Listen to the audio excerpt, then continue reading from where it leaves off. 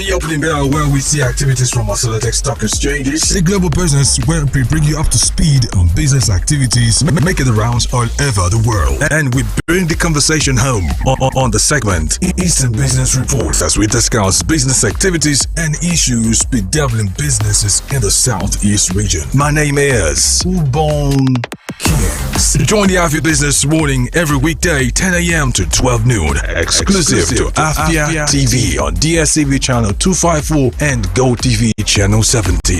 The Afia Business Morning. Business unusual.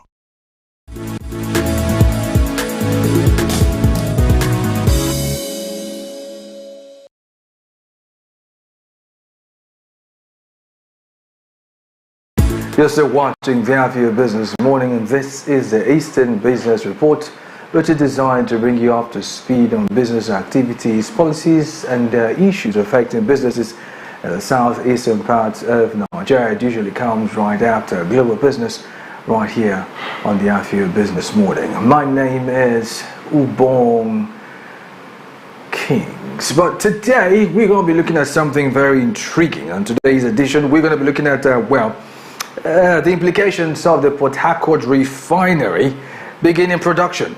After several postponements, the Port Harcourt refinery has finally commenced fuel production. The Nigerian National Petroleum Company Limited confirmed this to our sources as at yesterday. We also tried to do the NNPC spokesperson Olufemi Shonaye said the loading of trucks started. Port Harcourt refinery begins production. Truck loading starts today, he said, according to our correspondent. In another update on X, the NNPC also said NNPC Limited delivers Port Harcourt refinery as planned, begins truck out products today, Tuesday, 26 November 2024. It was also learned that the refinery will start with 60,000 barrels capacity per day, releasing premium motor spirit, that of course is fuel, diesel and others into the Nigerian market. Now these issues and more will form the conversation on today's edition of the Eastern Business Report. My name again is Ubong Kings. Welcome.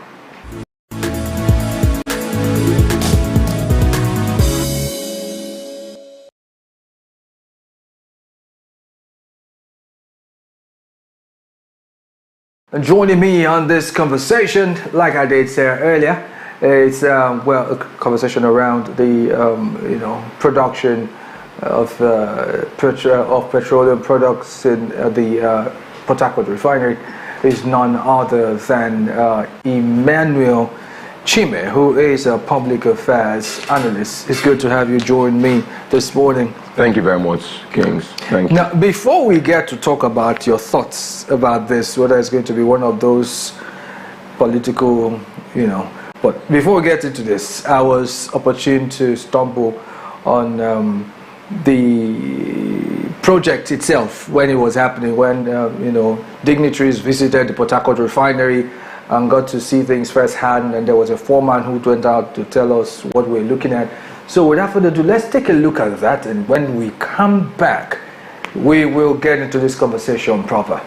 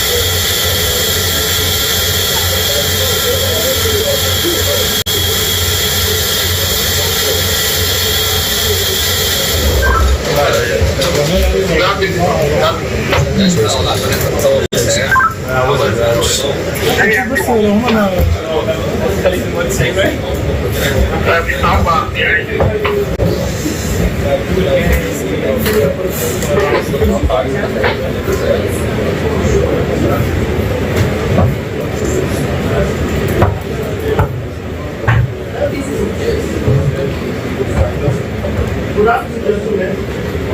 Well done. Well done. So this is the control room. From this point, all the structures you are seeing here is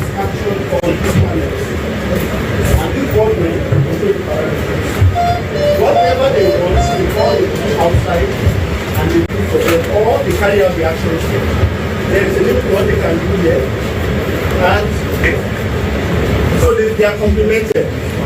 They are like the pilots. In fact, before you are pilots and the human-machine interface, what it does, it shows these men, very skilled, who are now manipulating the parameters in the plant.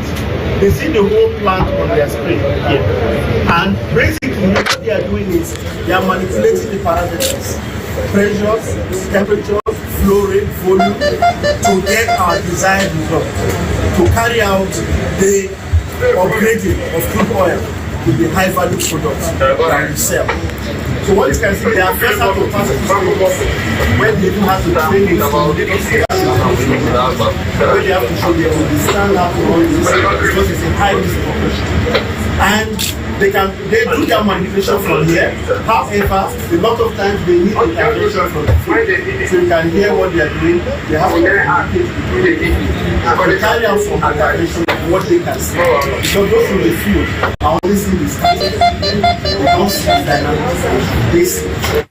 Well, thanks to Channels TV, we got that footage from them, by the way, and we've just seen exactly what happened that day, yesterday actually, and quite a number of other things happened actually, but for the want of time we can't get into all those details. But then, now let's get to you. What are your thoughts? Port Harcourt Refinery starting production. Okay, let's believe that it is finally here, but let's not play oblivion. Whereby that was sometime last year, 2023, that was precisely on the 26th of May, 2023. You know, it was a very big day in Nigeria, a memorable one. And today, where do you see the evidence of that? I mean, where Nigeria launched Nigeria Air, national aircraft. And perhaps, where do you see it again? I mean, it was later on, post-launching, we started hearing that it was actually aircraft that belonged to Ethiopia, right? That they brought, painted it and presented to us. So we don't know, maybe tomorrow we'll begin to hear the realities that is behind what we are seeing or what we saw at Port Harcourt yesterday, being Tuesday. Maybe we're going to hear another story or thereabout about it, because it's not today that they started saying, hey, Port Harcourt Refinery is coming to life, Port Harcourt Refinery is coming to life. It's not something today. I mean, Nigeria have shown us a different kind of gimmicks, different kind of stories that we are now so skeptical about believing the what's coming from our politicians and coming from the appointees of our politicians in Nigeria. And when it comes to that of Port Harcourt Refinery, it is not exceptional. And perhaps it's been years we have been receiving promises after promises, saying it's going to come to life in the next 2 months, it's going to come to life in the next 2 years, it's going to come to life. And meanwhile, each time these are being said, remember, lots of our money will be gulped out of our coffers for that, to back up that particular statement. But finally, the money will not be seen, the money will not be accounted for, and the project will not be delivered. But let's believe that currently we are having a reality, that finally Port Harcourt Refinery is here to begin to produce. Do we start clapping for them? The answer is no. Nigeria, that has over 200 million people as per population size, and check side by side with US. US is how many persons in US? The measure of US population. And US, if you go over there, they have over 132 refineries functional in US as of January this year. So for goodness sake, Nigeria is not doing the light of what we are saying. Exactly. What we are saying here. We witness where Nigeria, a whole presidency. A whole presidency gathered Nigerians, gathered international pressmen and local pressmen, and did a show of shame, claiming that we are now launching our own aircraft. So for goodness sake, we witnessed where Hadi Sirika, who happens to be the erstwhile Minister of Aviation, rightly told us, that was in 2021, that by the end of Buhari's administration, that's why President Muhammadu Buhari, that we're going to have our own aircraft, that we're going to begin to produce aircraft in Nigeria.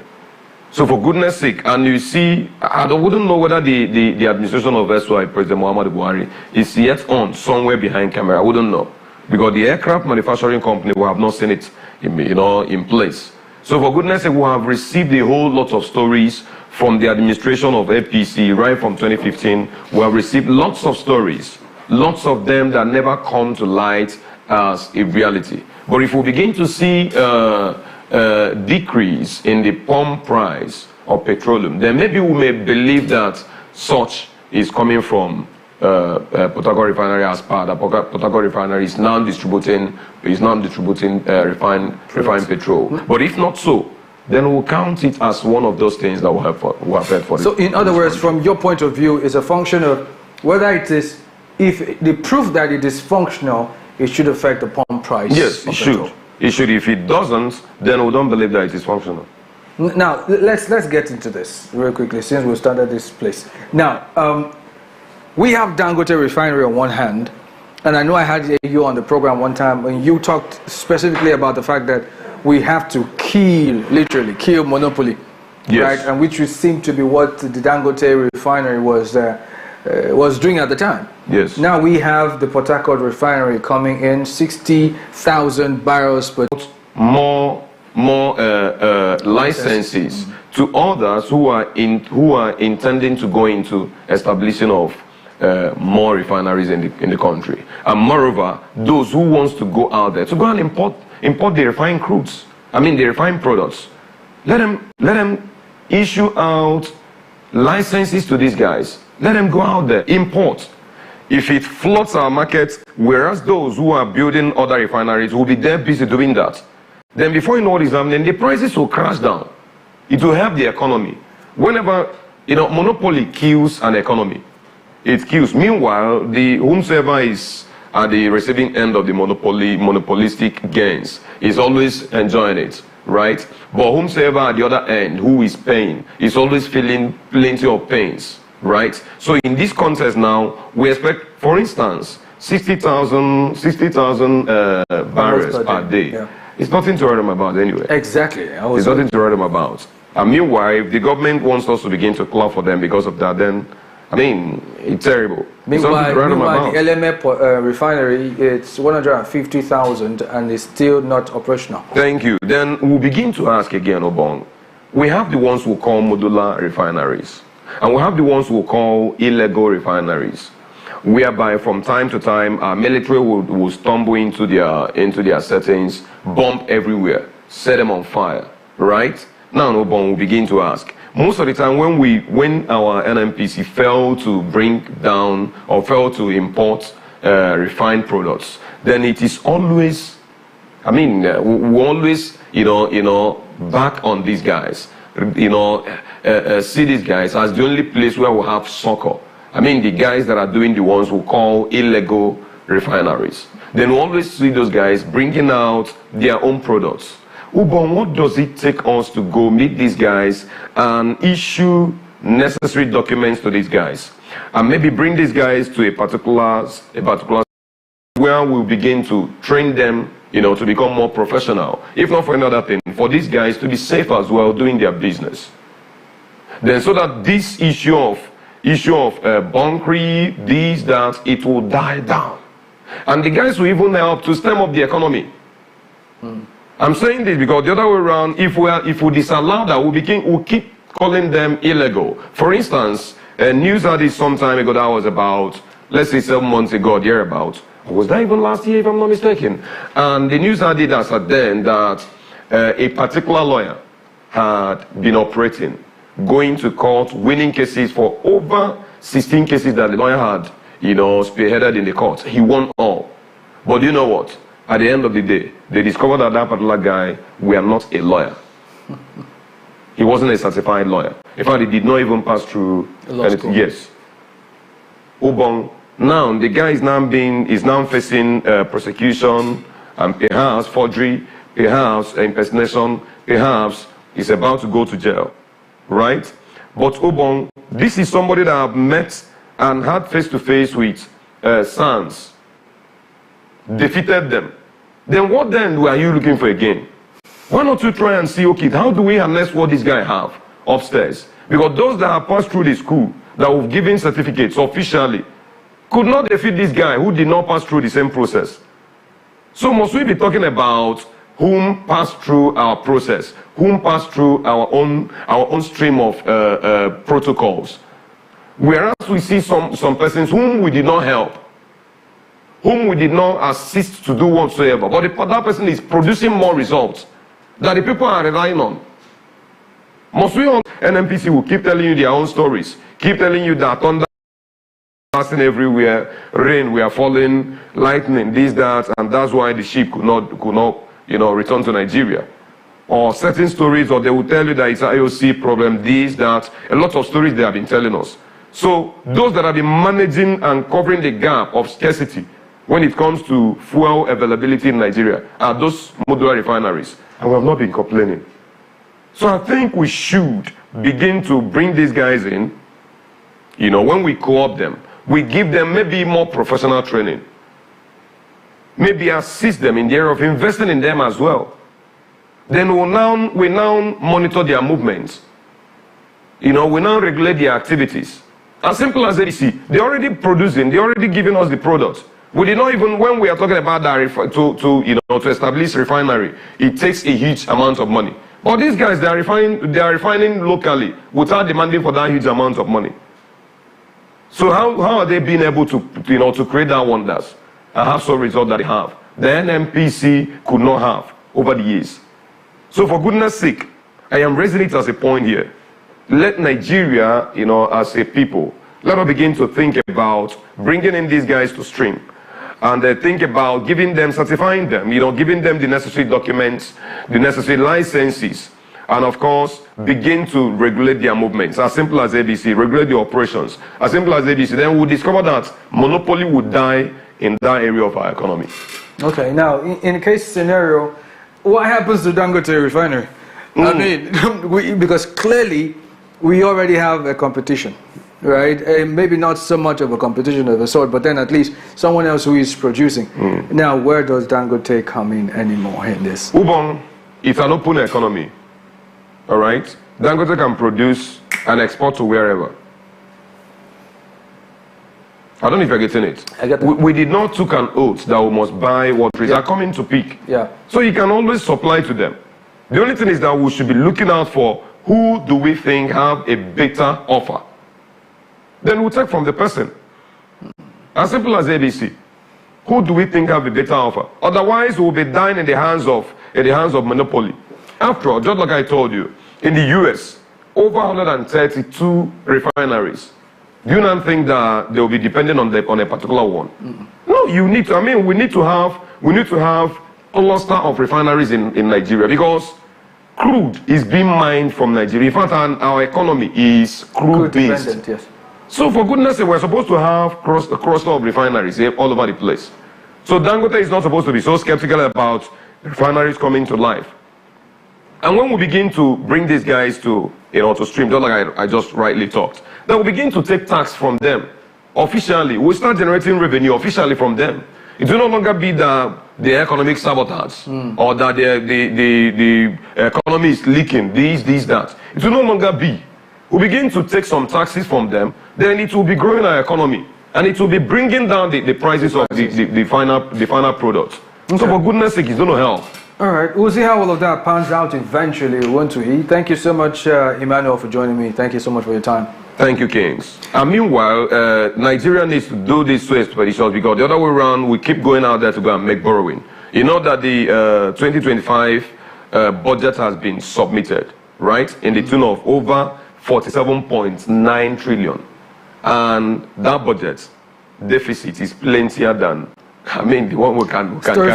So we need to do very much expeditious to do something about that. All right, very well. You can share your thoughts with me on our dedicated Afia Business YouTube channel. Kindly go to www.youtube.com/@Afia Business. And while you're there, to hit the like button. Remember, you should subscribe so you get notifications on all business-related content coming to you from Afia TV.